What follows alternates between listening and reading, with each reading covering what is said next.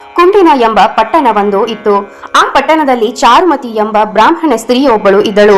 ನಿರ್ಮಲವಾದ ಆಕೆಯ ಮನಸ್ಸಿನಲ್ಲಿ ಲಕ್ಷ್ಮೀದೇವಿಯು ಸ್ವಪ್ನದಲ್ಲಿ ಪ್ರಸನ್ನಲಾಗಿ, ಎಲೆ ಚಾರುಮತಿಯೇ, ಮಂಗಳಕರಳೆ, ನಿನಗೆ ಶುಭವಾಗಲಿ. ನಿನಗೆ ಶುಭವನ್ನು ಉಂಟು ಮಾಡಲು ಒಂದು ವರವನ್ನು ಕೊಡುವೆನು. ವರಮಹಾಲಕ್ಷ್ಮಿ ಎಂಬ ನಾನು ನಿನ್ನಲ್ಲಿಗೆ ಬಂದಿರುವೆನು. ನಾನು ಹೇಳುವುದನ್ನು ಕೇಳು, ನಿನಗೆ ಶುಭವಾಗುವುದು ಎಂದು ಹೇಳಿ, ಶ್ರಾವಣ ಮಾಸದ ಪೌರ್ಣಮಿಯ ಮುಂಚಿತವಾಗಿ ಬರುವ ಶುಕ್ರವಾರ ನನ್ನನ್ನು ಆರಾಧಿಸಿ ಪೂಜಿಸು.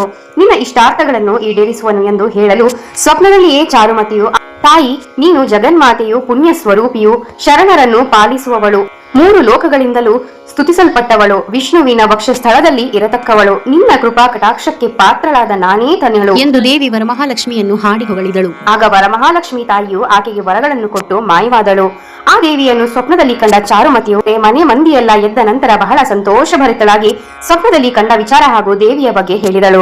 ಇದನ್ನು ಕೇಳಿದವರು, ಅಮ್ಮ ಚಾರುಮತಿ, ನಿನ್ನ ಸ್ವಪ್ನವು ಬಹಳ ಶುಭಕರವಾದದ್ದು. ನಾವೆಲ್ಲರೂ ಸೇರಿ ಈ ವ್ರತವನ್ನು ಆಚರಿಸೋಣ ಎಂದು ಹೇಳಿ ಎಲ್ಲರೂ ಶ್ರಾವಣ ಮಾಸದ ಹುಣ್ಣಿಮೆಯ ಮುಂದಿನ ಶುಕ್ರವಾರಕ್ಕಾಗಿ ಕಾದು ಕುಳಿತರು. ಆ ಒಂದು ಶುಭ ದಿನ ಬಂದೇ ಬಿಟ್ಟಿತು. ಆ ದಿನ ಎಲ್ಲರೂ ಬಹಳ ಸಂತೋಷದಿಂದ ಸ್ತ್ರೀಯರೆಲ್ಲರೂ ಮಡಿಯಿಂದ ಸ್ನಾನವನ್ನು ಮಾಡಿ ಒಳ್ಳೆಯ ಹೊಸ ಮಡಿ ಬಟ್ಟೆಗಳನ್ನು ಉಟ್ಟು ವಸ್ತ್ರಾಭರಣಗಳಿಂದ ಎಲ್ಲರೂ ಸಿಂಗಾರಗೊಂಡರು. ಅಕ್ಕಿಯಿಂದಲೂ ಮತ್ತು ಬೆಳ್ಳಿಯಿಂದಲೂ ಪರಿವೃತವಾದ ಕಳಶದಲ್ಲಿ ವರಮಹಾಲಕ್ಷ್ಮಿಯನ್ನು ಆವಾಹನೆ ಮಾಡಿ ಚಾರುಮತಿ ಮತ್ತು ಎಲ್ಲರೂ ಬಹಳ ಭಕ್ತಿ ಮತ್ತು ಪ್ರೇಮದಿಂದ ವ್ರತವನ್ನು ಆಚರಿಸಿದರು.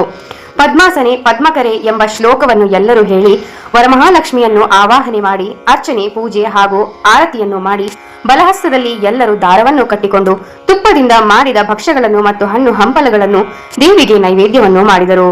ತದನಂತರ 12 ಭಕ್ಷ್ಯಗಳನ್ನು ಹಾಗೂ ದಕ್ಷಿಣೆ ತಾಂಬೂಲಗಳೊಡನೆ ಬಾಗಿನವಾಗಿ ಕೊಟ್ಟು ತದನಂತರ ತಾವು ಮಾಡಿದಂತಹ ಭಕ್ಷ್ಯ ಭೋಜನಗಳನ್ನು ಪ್ರಸಾದವಾಗಿ ಸ್ವೀಕರಿಸಿ ಎಲ್ಲರೂ ಸಂತೋಷದಿಂದ ಊಟ ಮಾಡಿ ವ್ರತವನ್ನು ಆಚರಿಸಿದರು. ಈ ವ್ರತ ಮಾಡಿದ ಕೆಲವು ದಿನಗಳ ಅಂತರದಲ್ಲಿಯೇ ವರಮಹಾಲಕ್ಷ್ಮಿ ವ್ರತದ ಪ್ರಭಾವದಿಂದ ಚಾರುಮತಿ ಹಾಗೂ ಮೊದಲಾದ ಸ್ತ್ರೀಯರು ಸ್ವಲ್ಪ ಸಮಯದ ನಂತರ ಬಹಳ ಸುಖವಾಗಿ ಮತ್ತು ಮುತ್ತು ರತ್ನ ಮಾಣಿಕ್ಯ ಹಾರಗಳನ್ನು ಕೊರಳ ತುಂಬಾ ಹೇರಿಕೊಂಡು ಹೀಗೆ ಐಶ್ವರ್ಯ ಒಂದೇ ಅಲ್ಲದೆ ಪುತ್ರ ಪೌತ್ರಗಳನ್ನು ಧನಧಾನ್ಯ ಸಂಭ್ರಮಾದಿಗಳನ್ನು ಪಡೆದು ಸದಾಕಾಲ ಅನ್ನದಾನ ಮಾಡುವುದರಲ್ಲಿಯೂ ಬಂಧು ಬಳಗದವರನ್ನು ರಕ್ಷಿಸುವುದರಲ್ಲಿಯೂ ಅತ್ಯಂತ ಶ್ರೇಷ್ಠತೆಯನ್ನು ಹೊಂದಿದರು. ಎಲ್ಲರೂ ತಮ್ಮ ಮನೆ ಹಾಗೂ ಮನಸ್ಸಿನಿಂದಲೂ ಸುಖವಾಗಿದ್ದರು ಎಂದು ಹೇಳಿ ಶಿವನು ಪಾರ್ವತಿಗೆ ಹೇಳಿ, ತದನಂತರ ದೇವಿಯೇ, ಚಾರುಮತಿಯಿಂದ ಕೇಳಿದ ಈ ವ್ರತವನ್ನು ಆಚರಿಸತಕ್ಕವರಿಗೆ ಒಳ್ಳೆಯ ಫಲ ಉಂಟಾಗುವುದು. ತದನಂತರ ಎಲ್ಲರೂ ಚಾರುಮತಿಯನ್ನು ಕೊಂಡಾಡಿದರು. ನಂತರ ಈ ವ್ರತವು ವರಮಹಾಲಕ್ಷ್ಮಿ ವ್ರತ ಎಂದು ಲೋಕದಲ್ಲಿ ಪ್ರಸಿದ್ಧಿ ಪಡೆಯಿತು. ಈ ವ್ರತವು ಎಲ್ಲಾ ವ್ರತಗಳಿಗಿಂತ ಶ್ರೇಷ್ಠವಾದದ್ದು. ಈ ವ್ರತದಿಂದ ಎಲ್ಲರಿಗೂ ಧನಧಾನ್ಯ, ವಿಜಯ, ಸಂತಾನ ಮತ್ತು ಅಷ್ಟೈಶ್ವರ್ಯಗಳು ಲಭಿಸುವು. ದೇವಿ, ಯಾರು ಈ ಕಥೆಯನ್ನು ಹೇಳುವರು ಹಾಗೂ ಯಾರು ಈ ಕಥೆಯನ್ನು ಕೇಳುವರೋ ಅವರಿಗೆ ವರಮಹಾಲಕ್ಷ್ಮಿಯ ಕೃಪಾ ಕಟಾಕ್ಷ ತಪ್ಪದೇ ಲಭಿಸುವುದು.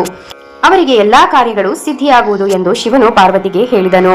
ಇದು ವರಮಹಾಲಕ್ಷ್ಮಿ ಹಬ್ಬದ ವ್ರತಾಚರಣೆಯ ಹಿಂದಿನ ಕಥೆಯಾಗಿದೆ.